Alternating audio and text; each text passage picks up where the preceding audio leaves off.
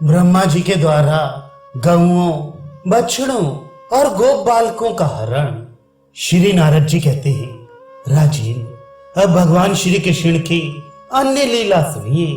ये लीला उनके बाल्यकाल की है, तथापि उनके पौगंड अवस्था की प्राप्ति के बाद प्रकाशित हुई। श्री कृष्ण गोवत्स एवं गोप बालकों की मृत्यु के समान भयंकर अघासुर के मुख से रक्षा करने के उपरांत उनका आनंद बढ़ाने की इच्छा से यमुना तट पर जाकर बोली, प्रिय सखाओ, आहा, ये कोमल बालकामय तट बहुत ही सुंदर है।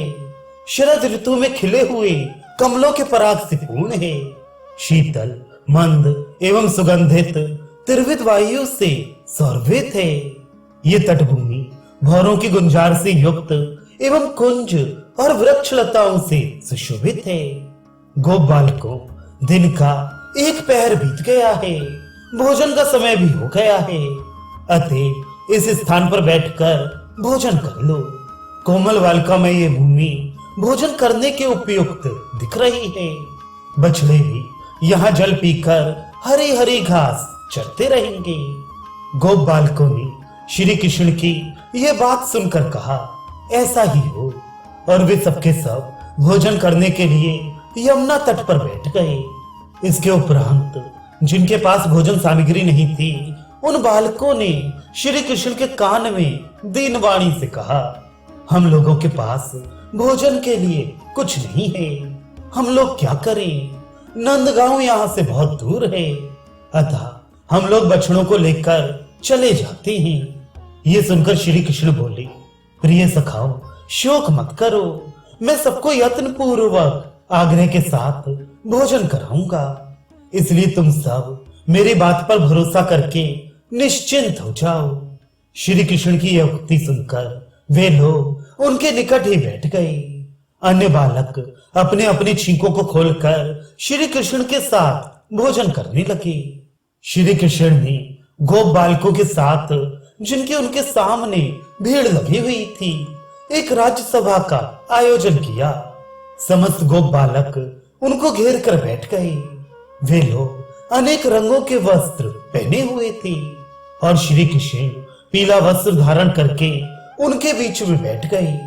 विधि उस समय गोप बालकों से घिरे हुए श्री कृष्ण की शोभा देवताओं से घिरे हुए देवराज इंद्र के समान अथवा पंखुड़ियों से घिरी हुई स्वर्णिम कमल की कर्णिका केसर युक्त भीतरी भाग के समान हो रही थी। कोई बालक कुसुमों, कोई अंकुरों, कोई पल्लवों, कोई पत्तों, कोई फलों, कोई अपने हाथों, कोई पत्थरों और कोई छींकों को ही पात्र बनाकर भोजन करने लगे। उनमें से एक बालक ने शीघ्रता से कौर उठाकर श्री कृष्ण के मुख में दे दिया। श्री कृष्ण ने भी उस ग्रास का भोजन लगाकर सबकी ओर देखते हुए कहा, भैया, अन्य बालकों को अपनी अपनी स्वादिष्ट सामग्री चखाओ, मैं स्वाद के बारे में नहीं जानता। बालकों ने ऐसा ही हो कहकर अन्य बालकों के भोजन का ग्रास ले जाकर दे दिए। वे भी उन ग्रासों को खाकर एक दूसरे की हंसी करते हुए उसी प्रकार बोल उठे। सुवल ने पुनः हरि के मुख में ग्रास दिया, परंतु श्री कृष्ण उस कौर में से थोड़ा सा खाकर हंसने लगे। इस प्रकार जिसने कौर खाया वे सभी जोर से हंसने लगे। बालक बोले, नंद नंदन सुनो, 3-4 लाइन पहले से, जिसके नाना मुख हैं उसको भोजन का ज्ञान नहीं रहता, इसलिए तुमको स्वाद प्राप्त नहीं हुआ। इसके उपरांत श्री दामा ने माधव को और अन्य बालकों को भोजन के ग्रास दिए। व्रज बालकों ने उसको उत्तम बताकर उसकी बहुत प्रशंसा की। इसके बाद वरुथप नाम के एक बालक ने पुनः श्री कृष्ण को एवं अन्य बालकों को आग्रह पूर्वक कौर दिए। श्री कृष्ण आदि वे सभी लोग थोड़ा थोड़ा खाकर हंसने लगे। बालकों ने कहा, यह भी सुवल के ग्रास जैसा ही है, हम सभी उसे खाकर उद्विग्न हुए हैं।